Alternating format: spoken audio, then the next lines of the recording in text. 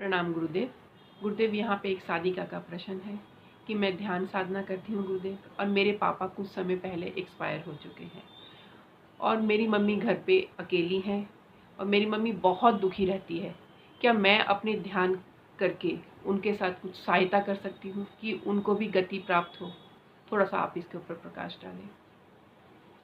प्रणाम आपको और प्रणाम आप सभी को, और प्रश्न जो साधिका ने पूछा है उसको भी प्रणाम। क्या हम ऐसा कर सकते हैं? हाँ, बिल्कुल कर सकते हैं। हम अपनी साधना करते करते, अपनी गति करते करते दूसरों की भी मदद कर सकते हैं। मगर ये समझें, अच्छे से इस बात को समझ लें, इस समय माँ बहुत दुखी है और परेशान है। क्या आप भी अपने ओल्ड एज में इसी तरीके से जीवन जीना चाहते हैं या नहीं? तो जो उन्होंने करा पूरी जिंदगी, बाहरी जगत में सब काम कर रहे, भीतरी जगत में कुछ भी नहीं करा। जो भीतरी जगत में भी काम करता है और बाहरी जगत में भी काम करता है और संतुलन बना के चलता है, वो कभी भी अंतिम समय में परेशान नहीं होता। तो क्या आप ऐसा ही जीना चाहते हैं? ठीक, ये प्रश्न मेरी तरफ से है, मुझे उत्तर नहीं चाहिए, आप अपने को उत्तर दें। क्या आप अपने बुजुर्ग जैसे वो जिए और अंत समय में जैसे वो मरे, वैसा ही आप चाहते हैं कि मैं भी ऐसे ही जीऊं और अंत समय में ऐसे ही मरूं? यदि हाँ तो ठीक, और यदि नहीं तो वीडियो को फिर अब आगे देखिए। क्या करा जा सकता है? हमारी भौतिक शरीर की सीमाएं हैं, हमारे भौतिक शरीर की सीमाएं हैं, उनसे हम आगे नहीं जा सकते। मगर हमारे सूक्ष्म शरीर की भी सीमाएं हैं, मगर वो बहुत दूर तक है। हम यहां बैठे बैठे ही अमेरिका में कोई बैठे हुए व्यक्ति से बात कर सकते हैं टेलीपैथी के द्वारा। जब मोबाइल फोन नहीं थे, विज्ञान इतना विकसित नहीं हुआ था, तब भी टेलीपैथी के द्वारा बातें करी जाती थी और संदेश दिए जाते थे, और वो दूसरा व्यक्ति जवाब देता था।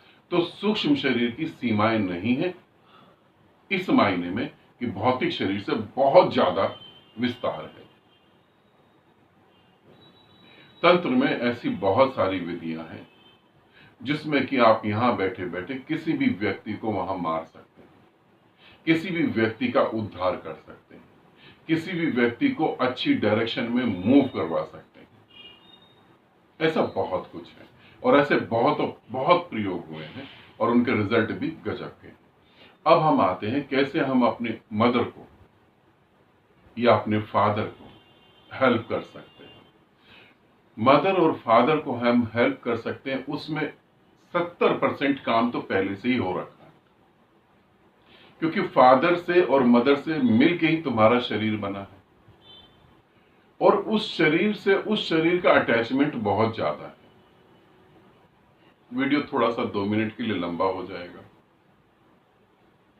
मैं एक छोटे से प्रयोग की बात कर रहा हूं। कुछ साइंटिस्टों ने प्रयोग करा कि ऐसा क्या होता है, सूक्ष्म जगत या सूक्ष्म जगत जैसा कुछ होता है। उन्होंने खरगोश का एक बच्चा लिया और वहां 2 खरगोश थे, उनके बच्चे थे। उन्होंने एक खरगोश का बच्चा लिया और दूसरे खरगोश का बच्चा लिया, दोनों खरगोश के बच्चे ले लिए और वो काफी किलोमीटर दूर चले गए।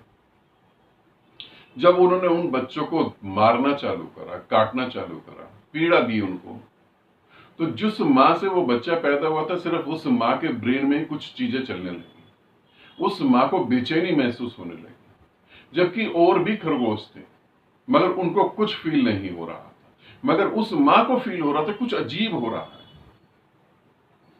क्या ये बात सिर्फ खरगोश के बच्चे और उसकी मां तक ही सीमित होती है? ये तुम्हारे तक भी आती है। तुम्हारी तरंगे तुम्हारे मां बाप को प्रभावित करती हैं, तुम्हारे मां बाप की तरंगे तुम्हें प्रभावित करती हैं। कैसे मां पूछती कि बेटा तुम बहुत परेशान से लग रहे हो, तुम चाहे कितना भी समझाओ, कितना भी अपने आप को समझा लो, कितना भी झूठ बोल लो, मां बाप कैसे पकड़ लेते हैं? क्योंकि भीतर कुछ जुड़ा हुआ है ना? तो अब कैसे उनकी सेवा करी जाए, इसके बारे में बात करते हैं। तुम साधना करो आराम से बैठ के, और जब साधना का अंतिम क्षण आ जाए तो परमात्मा को धन्यवाद करके, नमस्ते करके साधना संपन्न हुई। अब तुम आंख नहीं खोलो और अपनी मदर को देखो कि तुम्हारी मदर तुम्हारे सामने बैठी हुई है। कल्पना करो, आराम से कर सकते हो। कल्पना करो कि तुम्हारी मदर तुम्हारे सामने बैठी है और वो बहुत शांत है, बहुत आनंदित है। उसके दिमाग से सारी टेंशन खत्म हो रही है। अब वो टेंशन में नहीं है, उसके ऊपर परमात्मा की कृपा हो रही है। तुम्हारी ऐसी भाव दशा और उनके जीवन को बदलना चालू हो जाएगा। ऐसी भाव दशा से उनका जीवन बदलना चालू हो जाएगा और उनके अंदर तुम परिवर्तन देख पाओ। ये तो एक बात हो गई। दूसरी बात, तुम्हें जब भी समय मिले अपनी मदर के पास जाओ। अब ये थोड़ा कठिन है, इसे ध्यान रखना, ये थोड़ा मुश्किल होगा। जब तुम अपने मदर के पास जाओ तो वो बातें करेंगे, बहुत सारी बेमतलब की बातें। अगर तुमने ध्यान नहीं किया तो तुम भी अपने बच्चों से बेमतलब की बातें करोगे, तो वो बेमतलब की बातें करेंगे। उसे शांत होकर सुनना, कुछ करना नहीं, शांत होकर सुनना। हाँ, ठीक है, आपने जो कहा अच्छा है, आपने जो करा बहुत अच्छा है, बस उनके साथ सहमत होना। और तुम्हारी वहां शांति जो है, उनके विचारों में, उनके चलते हुए विचारों में, उनके सतत दिमाग को बहुत आराम देगी। तुमसे वो बहती हुई ऊर्जा उनको स्वर्ग दे सकती है। माँ बाप ने जो तुम्हें दिया उससे बढ़ के तुम माँ बाप को दे सकते हो। और अगर तुमने प्रश्न करा है तो जरूर तुम्हारे हृदय में माँ के प्रति प्रेम होगा, तभी तो करा है।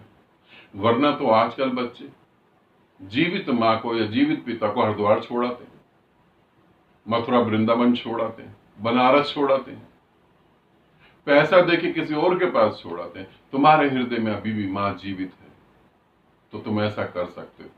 हाँ, वो मोक्ष को उपलब्ध होगी ऐसा तो मैं नहीं कह रहा, मगर किसी अच्छी जगह जाकर जन्म लेंगे और वो सुख और शांति को इसी जीवन में जी सकते हैं। ठीक है, आनंदित रहो, सदा खुश रहो। बहुत बहुत प्रेम आप सभी को।